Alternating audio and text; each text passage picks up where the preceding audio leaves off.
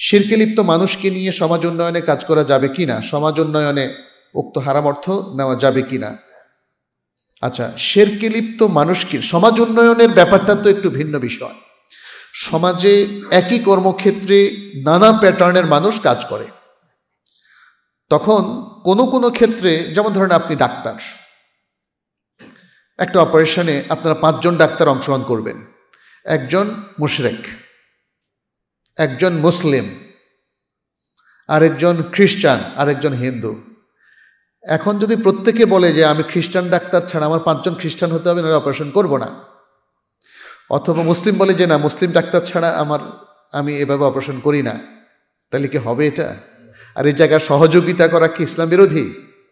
তাহলে আপনাকে প্যাটার্নটা দেখতে হবে যে অনেক জায়গা আছে যেখানে জাতি ধর্ম নির্বিশেষে সকলে মিলে কাজ করা যায়, আবার অনেক জায়গা আছে সেখানে সকলে মিলে কাজ করা যায় না। ধর্মীয় কাজ আপনি যদি বলেন আমরা আজকের জানাজার নামাজটা 3 ধর্মের লোকেরা মিলে পড়াবো, হবে? হ্যাঁ?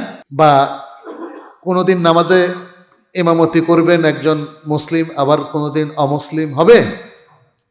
তাইলে বুঝতে হবে কিছু স্পেশাল জায়গা আছে যেখানে ইসলামের ইনস্ট্রাকশনটা ফলো করতে হবে, পিওর মুসলিম ছাড়া সেখানে কোনো কাজই করা যাবে না।